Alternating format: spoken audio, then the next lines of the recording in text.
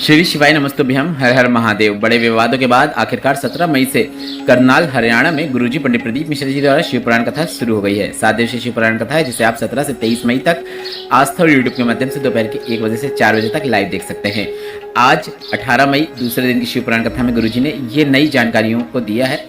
एक बेलपत्र से 1.25 करोड़ बेलपत्र कैसे अर्पित की जाती है वह बताया है। साथ ही पुराने से पुराना अटका कार्य कैसे पूर्ण किया जाए बिल्कुल नया उपाय बताया है। साथ ही आज गुरुजी ने 21 दिन में धन संबंधित मतलब पैसों की अगर तंगी है तो पैसों की तंगी को 21 दिनों में कैसे दूर किया जाए वह बताया है। साथ ही आज गुरुजी ने ये भी कहा है कि गुरुजी आने वाली शिवरात्रि में ऑनलाइन पूजन और अभिषेक करवाएंगे।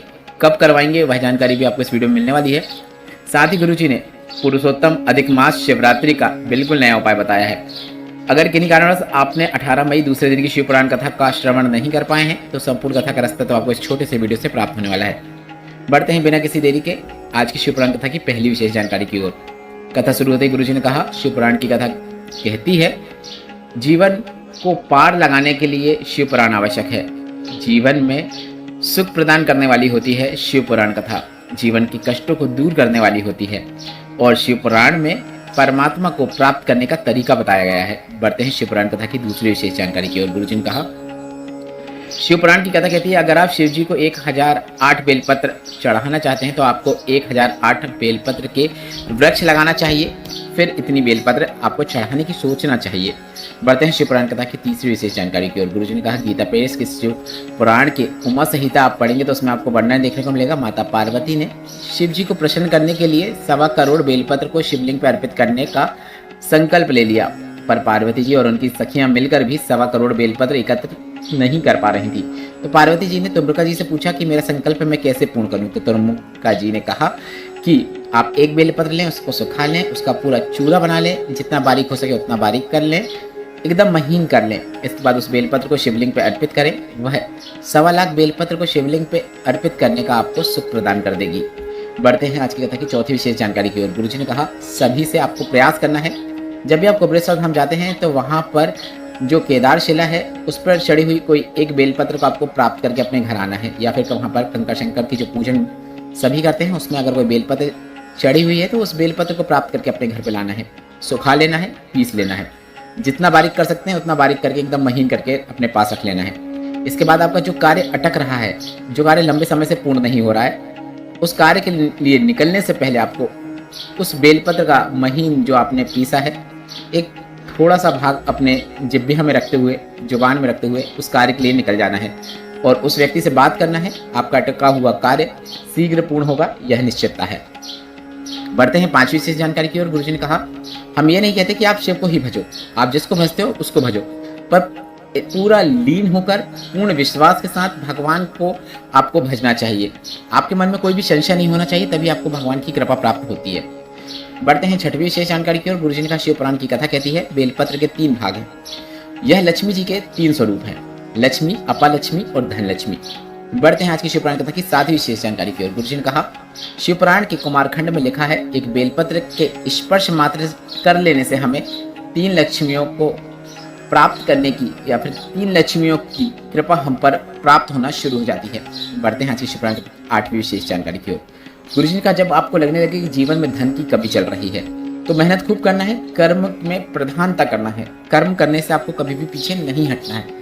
इसके साथ ही साथ भोलेनाथ के मंदिर में जाते हैं तो एक सरल आसान उपाय 21 दिन तक करना है। 21 दिन का एक नियम धारण करना है।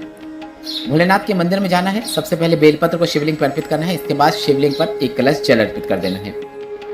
इसके बाद उस बेलपत्र को प्राप्त करके अपने घर पे ले आना है। इसके बाद दूसरे दिन फिर भोलेनाथ के मंदिर में जाना है, पुराने मतलब एक दिन पहले वाली बेलपत्र को लेकर भी जाना है, नई बेलपत्र को शिवलिंग पर अर्पित करना है, फिर उसके बाद जल अर्पित करना है, नई बेलपत्र प्राप्त करना है, वापस पुरानी बेलपत्र को शिवलिंग के ऊपर अर्पित कर देना है। ऐसा क्रम आपको 21 दिनों तक करना है। जीवन में जितनी भी धन संबंधी परेशानियां चल रही हैं वे सभी दूर हो जाती हैं, आपको लाभ जरूर देखने को मिलता है। बढ़ते हैं 9वीं जानकारी की ओर। गुरुजी ने कहा, सीहोर का रुद्राक्ष कभी भी कोरियर नहीं किया जाता है, उसे पाने के लिए आपको सीहोर कुबेरेश्वर धाम आना आवश्यक है। बढ़ते हैं 10वीं विशेष जानकारी की ओर। गुरुजी ने कहा, जीवन में कुछ भी नहीं है, बहुत डिप्रेशन में जीवन चल रहा है तो आपको बेलपत्र के वृक्ष के नीचे पहुंच जाना है, बन सके तो एक पार्थिव शिवलिंग का निर्माण करना है और श्री शिवाय नमस्तुभ्यम का जाप उसी बेलपत्र के वृक्ष के नीचे करना है। लाभ जरूर देखने को मिलेगा। बढ़ते हैं 11वीं विशेष जानकारी की ओर। गुरुजी ने कहा, सभी को अपने घर पर ही अधिक मास जो चल रहा है, मल मास जिसे कहते हैं, इसकी शिवरात्रि में पार्थिव शिवलिंग का निर्माण करके पूजन अर्चन करना है। कभी घर में कोई बड़ी बीमारी प्रवेश नहीं कर सकती, यह निश्चितता है। बढ़ते हैं 12वीं विशेष जानकारी की ओर। गुरुजी ने कहा, 3 साल में एक बार मल मास आता है, पुरुषोत्तम मास का मल मास है। पार्थिव शिवलिंग का पूजन अर्चन किया जाता है। काया से संबंधित जितनी भी परेशानियां हैं, इस अधिक मास जो कि पुरुषोत्तम मास का है, इसमें अगर आप करते हैं तो आपका काया से संबंधित जो भी समस्या चल रही है उसमें आपको लाभ जरूर देखने को मिलता है। अब बहुत ही विशेष जानकारी है, 13वीं जानकारी है और 13 जून से संबंधित है। गुरुजी पंडित प्रदीप मिश्रा जी ने कहा है, 13 जून को हम ऑनलाइन पार्थिव शिवलिंग का पूजन और अभिषेक करवाएंगे, जैसा हम सावन शिवरात्रि में करवाते हैं।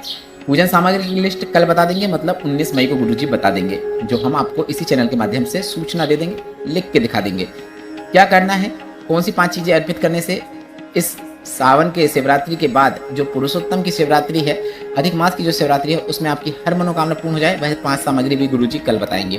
तो आप चैनल के साथ बने रहें, ज़्यादा से ज़्यादा लोगों के साथ यह वीडियो जरूर शेयर करें। बढ़ते हैं 14वीं और अंतिम जानकारी की ओर। गुरुजी पंडित प्रदीप मिश्रा जी ने बताया कि यह शिवपुराण जब पूर्ण हो जाएगी, इसके बाद 27 मई से 2 जून तक दूधनाल, उमरगा, धाराशी महाराष्ट्र में शिवपुराण कथा होगी। इसके बाद 18 से 24 जून भटिंडा पंजाब में शिवपुराण कथा होगी। वीडियो में बताई गई जानकारी संबंधित जो भी प्रश्न है, वे सभी प्रश्न आप कमेंट बॉक्स में दिए पूछ सकते हैं। मेरे द्वारा दी गई जानकारी अगर आपको थोड़ी सी भी उपयोगी लगी है तो वीडियो को लाइक करके कमेंट बॉक्स में श्री शिवाय नमस्तुभ्यम या फिर हर हर महादेव जरूर टाइप करें। श्री शिवाय नमस्तुभ्यम, हर हर महादेव।